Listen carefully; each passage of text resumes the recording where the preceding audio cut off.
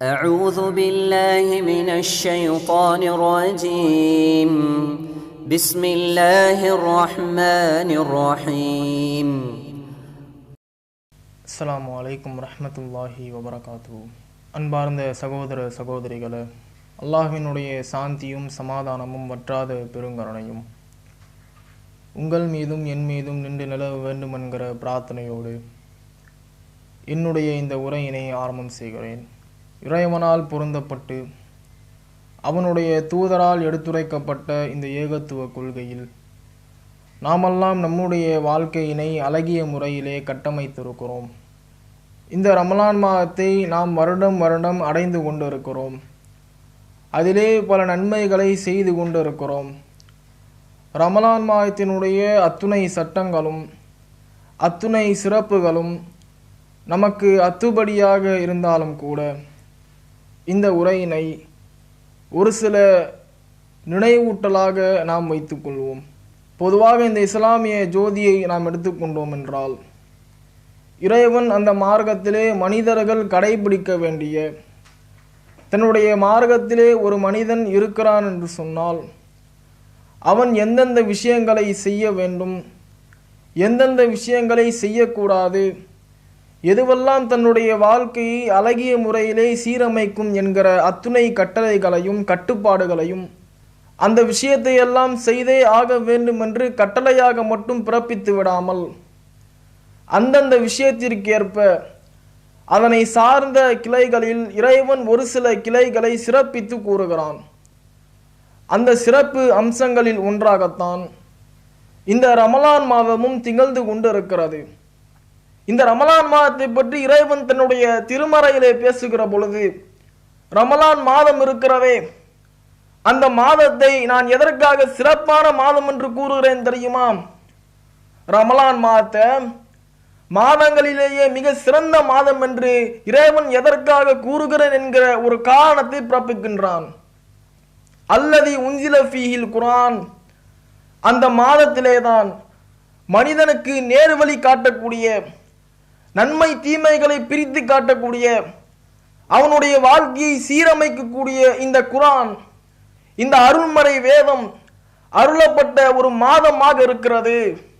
அதனால்தான் இந்த ரமலான் மாதம் மிகவும் சிறப்புமிக்க ஒரு மாதமாக கருதப்படுகிறது என்று இறைவன் தன்னுடைய திருமறையிலே அழகிய முறையில் மனிதனுடைய மனதில் ஆணித்தரமாக பதிய வைக்கும் விதத்திலே கூறுகிறான்.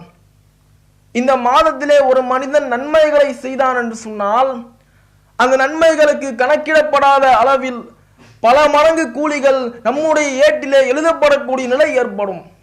இந்த மாதத்திலே ஒரு மனிதன் நன்மைகளை செய்தான் என்று சொன்னால் நாளை மறுமையில் அவனுடைய நன்மை பட்டியல்கள் வாசிக்கப்படுகிற பொழுது அந்த நன்மைகளுக்கு அவன் எண்ணிடாத அளவிற்கு உண்டான கூலிகள், பல மடங்கு அதிகமான கூலிகள் அவனுடைய அந்த நன்மைக்கு தரப்படும் என்கிற ஒரு வீகத்திலே இந்த மாதத்தினுடைய சிறப்பை பற்றி இறைவன் கூறுகிறான். இந்த மாதத்தை இறைவன் அவ்வளவு சிறப்புப்படுத்தி கூறியது மட்டுமல்லாம அதிலே ஒரு சில நன்மைகளையும் கூறுகிறான். ஒரு முக்கிய நன்மை, ரமலான் மாதம்னு சொன்னா இந்த நன்மை இல்லாம கிடையாது. ரமலான் மாதத்தில் மனிதனுக்கு இறைவன் கட்டாய கடமையாக ஒரு விஷயத்தை வைத்திருக்கிறான். என்ன தெரியுமா? இறைவன் தன்னுடைய திருமறையிலே 2வது அத்தியாயத்தில் 183வது வசனத்திலே குறிப்பிடுகின்ற பொழுது, யா அய்யுஹல்லதீன ஆமனூ, நம்பிக்கை கொண்டோரே, குதிப அலைக்குமு சியாம் கமா குதிப அலல்லதீன மின் கபலிக்கும், உங்களுக்கு முன் சென்றோர் இருக்கிறாங்களா இல்லையா, அவர்களுக்கு இந்த நோன்பு எவ்வாறு கடமையாக்கப்பட்டதோ அதே போன்று உங்களுக்கும் இந்த நோன்பு கடமையாக்கப்பட்டதாகவே இருக்கிறது. உங்களுக்கு முன்னால் சென்றிருப்பாங்கள சமுதாயம், அந்த சமுதாயத்திற்கு நான் எவ்வாறு நோன்பினை கடமையாக்கி வைத்திருக்கிறேனோ அதே போன்றுதான் உங்களுடைய இந்த சமுதாயத்திற்கும் நோன்பினை நான் கடமையாக்குகிறேன். இறைவன் சொல்லக்கூடிய வார்த்தை. இந்த நோன்பிற்கு இறைவன் வைத்திருக்கக்கூடிய நன்மை என்ன தெரியுமா? நபிகளார் அவர்கள் கூறுகிறார்கள், புகாரியிலே 1901வது செய்தியாக பதியப்பட்டுள்ள செய்தி, மன்சாம ரமலான ஈமானன் வஹ்திசாபன், யார் இந்த ரமலான் மாதத்திலே ஈமானோடு தன்னுடைய இறையச்சத்தோடு நோன்பு நோக்கிறாரோ, குஃபிரலஹு மாத்த கத்தமமின் தன்பிஹி, அவருடைய பாவத்திலிருந்து முந்தைய பாவங்கள் எல்லாம் மன்னிக்கப்பட்டதாக இருக்கிறது. இறைவன் வைத்திருக்கக்கூடிய அந்த அழகான ஒரு அற்புதத்தை பாருங்க. ரமலான் மாதத்துல நோன்பு வைத்தேன்னு சொன்னா என்னுடைய பானத்தை எல்லாம் என்னுடைய உணவை எல்லாம் நான் தகர்த்து விட்டு இறைவனிற்காக நோன்பு நோற்றேன் என்று சொன்னால் நான் முந்தைய அறியாமல் செய்த பாவமும் அறிந்து செய்த பாவமும் மன்னிக்கப்படக்கூடியதாக இருக்கிறது. இறைவன் வைத்திருக்கிற ஒரு அருமையான நன்மை இந்த நோன்பிற்கு. அப்போது இந்த நோன்பை நம்முடைய இந்த ரமலான் மாதத்திலே நான் நிரப்பியவர்களாக இருக்க வேண்டும். இந்த நோன்பிற்குண்டான நோக்கம் என்ன தெரியுமா? இறைவன் சும்மா மனிதர்களை நோன்பு நோட்டிட்டு சென்று விட சொல்லல. சும்மா இந்த ரமலான் மாதத்துல நீங்க நோன்பு நோட்டுறணும், நோன்பை மட்டும் உங்களுடைய குறிக்கோளாக வைத்து இந்த ரமலான் மாதத்தை நீங்கள் கழித்து விடுங்கள் என்று இறைவன் சொல்லல. அந்த நோன்பிற்குண்டான ஒரு நோக்கத்தை வைத்திருக்கிறான். என்ன தெரியுமா? இந்த இஸ்லாமிய மார்க்கத்தில் ஒரு மனிதன் இருக்கிறான் என்று சொன்னால் அந்த மனிதனுடைய வாழ்க்கையிலே அடிப்படை வணக்கமாக அடிப்படை விஷயமாக அந்த விஷயம் இருக்க வேண்டும். அது இல்லை என்றால் அவன் எவ்வளவு பெரிய நன்மைகளை செய்தாலும், அந்த நன்மைகளுக்கு எவ்வளவு செலவழித்தாலும், அந்த நன்மைகளுக்கு எவ்வளவு உடல் உழைப்பினை தந்தாலும் எந்த ஒரு காலிலும் நாளை மறுமையில் அந்த நன்மை இவனுக்கு உதவாது. அது என்ன அடிப்படை? இறைவன் தன்னுடைய திருமறையிலே பேசுகிறான். யா அய்யுஹல்லதீன ஆமனூ, நம்பிக்கை கொண்டோரே, இத்தகுல்லா ஹக்க துகாத்திஹி வலா தமூதுன்ன இல்லா வ அன்தும் முஸ்லிமூன். இறைவனை அஞ்ச வேண்டிய விதத்திலே அஞ்சு கொள்ளுங்கள், முஸ்லிம்களாகவே தவிர நீங்கள் இந்த உலகத்தை விட்டு பிரிந்து விடாதீர்கள். இறைவன் சொல்லக்கூடிய அந்த அடிப்படை, இந்த நோன்பிற்கும் அந்த அடிப்படையை இறைவன் வைக்கிறான். அல்லக்கும் தத்தகும், நீங்கள் இறையச்சம் பெறக்கூடும். இறைவன் தன்னுடைய திருமறையிலே பல இடங்களில் இந்த அடிப்படை காரணத்தை பற்றி பேசுகிறான். யா அய்யுஹல்லதீன ஆமனுத்தகுல்லா, நம்பிக்கை கொண்டோரே இறைவனுக்கு அஞ்சிக் கொள்ளுங்கள். வபுத்தகு இலைஹி வசீலா, அவனிடத்திலே வசீலாவை தேடுங்கள். யா அய்யுஹல்லதீன ஆமனுத்தகுல்லா, நம்பிக்கை கொண்டோரே இறைவன் அஞ்சிக் கொள்ளுங்கள். வகூனு மா சாதிகீன், உண்மை பேசக்கூடியவர்களுடன் ஆகிக் கொள்ளுங்கள். யா அய்யுஹல்லதீன ஆமனு, நம்பிக்கை கொண்டோரே இத்தகுல்லா, அல்லாஹ்வை அஞ்சிக் கொள்ளுங்கள். ஆமினு பி ரசூலிஹி, அவனுடைய தூதரை கொண்டு நம்பிக்கை கொண்டு கொள்ளுங்கள். இது போன்ற வசனங்களை இறைவன் தன்னுடைய திருமறையில் பலதோற்பட்ட இடங்களிலே பேசுகிறான். காரணம் என்ன? இஸ்லாமிய மார்க்கத்திலே ஒருவன் தன்னுடைய வாழ்க்கையை கட்டமைத்திருக்கிறான் என்றால், தன்னுடைய வாழ்க்கையை அந்த இஸ்லாமிய போக்கிலே அமைத்திருக்கிறான் என்றால், அவனுடைய மனதிலே அடிப்படையாக விதைக்க வேண்டிய ஒரு விஷயம் இறையச்சம். இந்த இறையச்சம் இல்லாம ஒரு மனிதன் வாழுகிறானா? இறையச்சத்தை கூட சற்றளவு நினைத்து பார்க்காமல் தன்னுடைய வாழ்க்கையிலே இறைவன் நம்மை கேள்வி கேட்பான் என்கிற எந்த ஒரு அச்சமும் இல்லாமல் பிறர் பார்க்கிறார்கள், பிறர் மெச்சுகிறார்கள், பிறர் நம்மை பற்றி பேச வேண்டும், இந்த நற்காரியத்தை செய்யவில்லை என்றால் எதற்காக இதை செய்யவில்லை என்று மனிதர்கள் நம்மை கேள்வி எழுப்பிவிடக் கூடாது என்பதற்காக ஒருவன் செய்கிறானா? அந்த நன்மைகள் எல்லாம் நாளை மறுமையில் அவனுக்காக எந்த ஒரு பயனும் அளிக்காத ஒரு தூசியை போன்று ஆகிவிடும்.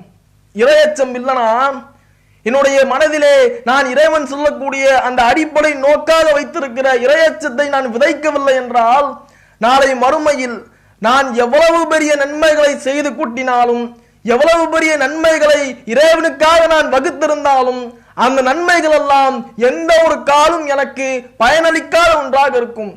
நபிகள் நாயகம் ஸல்லல்லாஹு அலைஹி வஸல்லம் அவர்களுடைய காலத்தில் நடந்த ஒரு சம்பவம். ஹன்லலா என்று சொல்லக்கூடிய ஒரு தோழர் தன்னுடைய வீடுக்கு அருகாமையிலே வீதியிலே கத்திக்கொண்டே வருகிறார். குந்து கத்தாப், நான் பொய் வைக்கக்கூடியவனாக நயவஞ்சகனாகி விட்டேனே கத்திக்கொண்டே செல்லுகிறார். அபூபக்கர் ரலியல்லாஹு அன்ஹு அவர்கள் வெளியே வந்து ஹன்லலாவை அழைத்து கூறுகிறார்கள், உமக்கு என்ன ஆயிற்று? ஹன்லலாவே, உமக்கு என்ன நேர்ந்தது?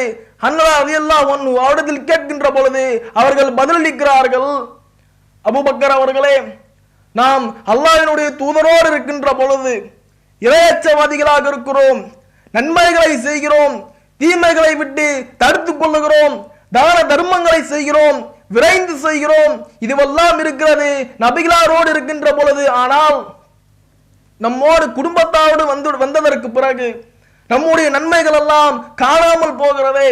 குடும்பத்தாரோடு நம்முடைய நேரத்தை முழுமையாக கழித்துக் கொள்கிறோமே, நம்முடைய நன்மைகளை நாம் மறக்கக்கூடியவராக இருக்கிறோமே, இது நயவஞ்சகத்தன்மை இல்லையா? ரசூலுல்லாஹ் ஒரு மாதிரி நடந்துக்கிறது, வீட்டிற்கு வந்ததற்கு பிறகு அதுவெல்லாம் இல்லை என்று சொன்னால் இது நயவஞ்சக தன்மை இல்லையா? அபூபக்கர் ரலியல்லாஹு அன்ஹு அவரிடத்திலே முறையிடுகிறார். அபூபக்கருக்கு ஒரு யோசனை தோன்றுகிறது. நாமும் இதை போன்றுதான் இருக்கிறோம். ரசூலுல்லாஹ்விட்ட இருக்கிற பொழுது நன்மைகளை அதிகமாக செய்கிறோம், இறையச்சத்தை கட்டுக்கோப்பாக வைத்துக் கொள்கிறோம். நம்முடைய குடும்பத்தாரிடத்தில் வந்ததற்கு பிறகு அதுவெல்லாம் காணாமல் போகிவிடுகிறதே. இருவரும் நபிகளாரிடத்தில் போகிறார்கள், ஒரு தீர்ப்பை வாங்குகிறார்கள். அந்த மனிதருக்கு உண்டான பயத்தை பார்த்தீங்களா? ரசூலுல்லாஹ்வோடு இருக்கின்ற பொழுது நன்மையை செய்கிறேன், வணக்க வழிபாடுகளிலே அதிகமாக ஈடுபடுகிறேன், தர்ம நோக்கங்களை அதிகமாக செய்து கொண்டிருக்கிறேன்.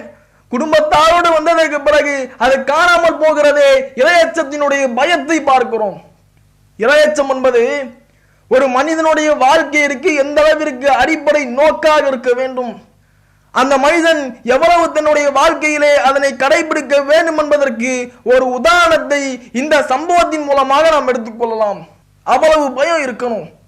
இறையச்சம் இல்லாம ஒரு காரியத்தை செய்துட்டேனா, இறைவனுக்கு எந்த ஒரு அச்சமுமே இல்லாம ஒரு காரியத்தில் ஈடுபட்டு விட்டேனா, என்னுடைய வாழ்க்கையை பறிபோகும் அளவிற்கு நான் கவலையில் மீளக்கூடியவர்களாக இருக்க வேண்டும். இன்றைக்கு பாருங்க, பல பேரினுடைய நிலைகள், இறைவன் எதனையெல்லாம் ஹராமாக்கி இருக்கிறானோ, தன்னுடைய மார்க்கத்திலே இதையெல்லாம் கொண்டு வரக்கூடாது என்று எதனையெல்லாம் தடுத்து வீசி அடித்திருக்கிறானோ, அதனை எந்த ஒரு அச்சமும் இல்லாமல், எந்த ஒரு பயமும் இல்லாமல், இறைவனுடைய இறையச்சத்தை காக்காமல் அசாதாரணமாக சர்வசாதாரணமாக செய்து போகக்கூடிய நேரல்கள். அடிப்படை விஷயம் என்ன? உதாரணத்திற்கு வியாபாரத்தை எடுத்துக்கொள்ளலாம். நாம் தினந்தோறும் செய்யக்கூடிய வியாபாரம், நம்முடைய வாழ்வாதாரத்திற்கு ஒரு தூணாக இருக்கக்கூடிய வியாபாரம். அந்த வியாபாரத்திலே எவ்வளவு அநீதிக்கக்கூடிய செயல்கள் நடைபெறுகிறது எடுத்து பார்த்தோம்னு சொன்னா முற்றிலுமாக அநீதிக்குட்பட்டக்கூடிய காரியங்களாகத்தான் இருக்கிறது. இறைவன் கூறுகிறானே, நபிகளார் அவர்கள் பேசுகிறார்களே, எந்த ஒரு வியாபாரத்திலே விற்கக்கூடிய பொருளிலே இருக்கக்கூடிய குறை நிலைகளை எல்லாம் சொல்லிவிட்டு ஒருவர் விற்கிறாரா, உரிக்க தந்த வியாபாரத்திலே இறைவன் பரக்கத்தை வழங்கி விட்டான். பார்க்கிறோமா? இன்றைக்கு இருக்கக்கூடிய வியாபாரங்களை பாருங்க, எந்த அளவிற்கு உண்டான அநீதிலைக்குகளை இழைக்க முடியுமோ அவ்வளத்தையும் இழைக்கிறது. எதிரிலே உள்ளவர் அந்த பொருளை வாங்குகிறாரே, நாளை மறுமையிலே அதற்குண்டான கேள்வியை நாம் கேட்கப்படுவோமே, எந்த ஒரு அச்சமுமே இல்லாமல் சர்வ சாதாரணமாக அந்த விஷயத்தை கடந்து செல்லக்கூடிய நேரில். இந்த இறையச்சத்தை அமல்படுத்தக்கூடிய விதம் எப்படி தெரியுமா இருக்கணும்? இந்த ரமலான் மாதத்துல நான் சம்பாதித்த என்னுடைய உணவு, என்னுடைய உழைப்பால் கிடைத்த என்னுடைய பானம், இது இரண்டும் ரமலான் மாதத்திலே நோன்பு வைத்திருக்கக்கூடிய நிலையில் எனக்கு ஹராம். இந்த உலகத்துல யாருமே தடுக்க முடியாத, எந்த ஒரு மனிதனுமே கொஸ்டின் பண்ண முடியாத, கேள்வி கேட்க முடியாத ஒரு விஷயம்னா, நான் சம்பாதிச்சு நான் உண்றது, நான் சம்பாதித்து நான் பருகிறது, நான் சம்பாதித்து என்னுடைய தேவைகளை நான் பூர்த்தி செய்வது, இதை எந்த ஒரு மனிதனுமே கேள்வி கேட்க முடியாத ஒரு விஷயம். ஆனால் இறைவன் இந்த மாதத்தில் அதை தடுக்கிறான். நோன்பு வச்சிருக்கிறியா, நோன்பு கடைபிடிக்கிறியா, உனக்கு உன்னுடைய பானம் உன்னுடைய உணவு உனக்கு கிடையாது. நோன்பை திறந்ததற்கு பிறகு, நோன்பை முடித்ததற்கு பிறகு அதெல்லாம் மறுபடியும் ஹலால் ஆகுகிறதே. இதற்குண்டான காரணத்தை இறைவன் பேசுகிற பொழுது, இதற்குண்டான காரணம் என்ன தெரியுமா? இறைவன் எதற்காக கூறுகிறான் என்றால், மித்தமுள்ள ஒரு மாத காலம் என்னுடைய கட்டளையிற்குட்பட்டு ஹலாலான ஒரு விஷயத்தை உனக்காக நீ ஹராமாக்கினால, மீதம் இருக்கிற 11 மாதம் வா, அந்த 11 மாதத்திலே உனக்கு ஹராமான விஷயத்தை நான் எவ்வளவோ வைத்திருக்கிறேன், அதனை எல்லாம் ஹராமாக்கிக்கோ. எவ்வளவோ நன்மைகளை நான் வைத்திருக்கிறேன், அதனை எல்லாம் உன்னுடைய வாழ்க்கையிலே நீ அமல்படுத்து என்பதற்காகத்தான் இறைவன் இந்த நோன்பை வைத்திருக்கிறான். இந்த ரமலான் மாதத்திலே அதிகமான நன்மைகளையும் நான் கடைபிடிக்க வேண்டும். இந்த ரமலான் மாதத்துல அதிகமான நன்மைகளை நாம் கடைபிடிப்பதற்கு அதிகமான கடமைப்பட்டு இருக்கிறோம். நன்மைகள் என்பது ரமலான் மாதத்துல மட்டுமல்ல, ஏதோ ஒரே ஒரு மாதம் மட்டும் இறைவன் நமக்கு நன்மைகளை செய்ய சொல்லிட்டான், அந்த மாதங்களிற்கு அதிகமான நன்மைகள் இருக்கிறது என்று இறைவன் சொல்லிவிட்டானே, அதற்காக நாம் செய்துவிட்டு போவோம் என்று இந்த ஒரே ஒரு மாதத்தை மட்டும் குறிக்கோளாக வைக்க கூடாது. இந்த ஒரு மாதம் சிறந்த மாதம். சாதாரண நேரத்தில் செய்யக்கூடிய அந்த நன்மைகளை விட இந்த மாதத்திலே அந்த நன்மையை செய்தோம் என்றால் அதற்குண்டான சிறப்பே வேற, பல மடங்கு கூலிகள் கிடைக்கும். அந்த நன்மைகளுக்கு நாம் அதிகமான முக்கியத்துவங்களை கொடுக்க வேண்டும். இறைவன் தன்னுடைய திருமலையிலே பேசுகிறானே, ஃபஸ்தபிகுல் ஹைராத், நன்மைகளுக்காக நீங்கள் முந்திக் கொள்ளுங்கள், முண்டி அடித்துக் கொள்ளுங்கள். நன்மையான காரியம் ஒன்று இருக்கிறது என்று சொன்னால் அதற்காக உங்களுடைய வாழ்க்கையை எந்த அளவிற்கு வேண்டுமானாலும் வளைத்துக் கொள்ளுங்கள் என்று இறைவன் தன்னுடைய திருமறையிலே கட்டளை பிறப்பிக்கின்றானே, அதையெல்லாம் நம்முடைய அறிவுகளால் நாம் உற்று நோக்க வேண்டும், கடமைப்பட்டிருக்கிறோம். நன்மைகளை செய்வதற்கு இந்த உலகத்திலே அதிக கடமைப்பட்டவனாக மனித இனம் இருக்கிறது. அதற்காகத்தான் இறைவன் தன்னுடைய திருமறையிலே அழகிய முறையிலே பேசுகிறானே, வமா ஹலக்கத்துல் ஜின்ன வல் இன்ஸ இல்லா லியஅபுதூன், மனிதர்களையும் ஜின்களையும் என்னை வணங்குவதற்காகவே தவிர வேறு எதற்காகவும் படைக்கல. மனிதனை படைச்சிருக்கிறானா அவன் வணங்கணும். அவனுக்கு உண்டான வசதி வாய்ப்புகளை நான் ஏற்படுத்தி கொண்டிருக்கிறேனா என்னை வணங்குவதற்காகவே தவிர வேறு எதற்காகவும் அவனுக்கு நான் இவ்வளவு வசதி வாய்ப்புகளையும் இவ்வளவு வசதிகளையும் வழங்கவில்லை என்று இறைவன் தன்னுடைய திருமறையில் பேசுகிறான். அல்லதி ஹலக்கல் மௌத்த வல் ஹயாத், வாழ்வையும் மரணத்தையும் அவனுக்காக படித்தது எதற்கு தெரியுமா? நீ எவ்வளவுக்கும் ஐயுக்கும் அஹ்சன் அமலா, அமல்களை செய்து அந்த அமல்களை யார் சிறந்தவர்களாக செய்கிறார்களோ அவர்களை தேர்ந்தெடுப்பதற்காகத்தான் இந்த உலகத்திலே வாழ்வையும் மரணத்தையும் நான் மனிதருக்கு படைத்திருக்கிறேன் என்று இறைவன் பிறப்பிக்கின்றான். அப்படிப்பட்ட உலகத்திலே வாழ்ந்து கொண்டு நன்மைகளை செய்யவில்லை என்றால், நன்மையான காரியங்களே முண்டி அடித்துக் கொண்டு செல்லவில்லை என்றால் இறைவனுக்கு நாம் என்ன கடமையை செய்து விட்டோம்? யோசித்து பாருங்க. ஒரு கடைக்கு வேலைக்கு சேர்றோம். சேர்ந்த கடையில செய்யற வேலையை ஒழுங்கா செய்யலானா, கொடுக்கிற வேலையில ஒழுங்கா ஈடுபடலானா அந்த கடையினுடைய எஜமானர் ஏற்றுக்கொள்வாரா? அந்த கடையில வேலை பார்க்கக்கூடிய இன்ன பிற பணியாளர்கள் நம்ம எல்லாம் அந்த வேலையில வைத்துக் கொள்வதற்கு உடன்படுவார்களா? அடுத்த நிமிடமே கடையை விட்டு விரட்டி அடிக்கப்படுவோம். இறைவன் இந்த உலகத்தை படைத்து விட்டு இதற்காகத்தான் உன்னை படைத்தேன் என்று ஒரு கட்டளையை பிறப்பித்து விட்டானே, அந்த கட்டளைக்கு நாம் அதிகமாக முக்கியத்துவம் கொடுக்க வேண்டும். இறைவன் தன்னுடைய திருமறையிலே 9வது அத்தியாயத்தின் 111வது வசனத்திலே பேசுகிறான். இன்னல்லாஹ, இறைவன் இருக்கிறானே, இஸ்தரா மினல் முஃமினீன அன்ஃபுஸஹும், இறைவன் முஃமின்களிடத்திலே ஒரு வியாபாரம் வச்சிருக்கான். என்ன வியாபாரம் தெரியுமா? பி அன்னலஹுமுல் ஜன்னா, சொர்க்கத்தை வைத்துண்டான வியாபாரம். என்னுடைய பாதையிலே ஏதாவது ஒரு விஷயத்தை நீ செலவு செய்கிறாயா? செல்வத்தின் மூலமாகவோ உடல் உழைப்பின் மூலமாகவோ உன்னிடத்திலிருந்து ஏதாவது ஒரு விஷயம் உன்னிடத்தில் தியாகமாக என்னிடத்தில் வந்து சேருகிறதா?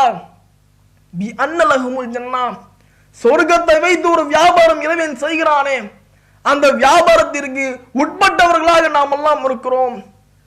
எப்படிப்பட்ட ஒரு வசனம் என்பதை பாருங்க. உலக வியாபாரம்னா முண்டி அடித்துக் கொண்டு செல்கிறோமா இல்லையா?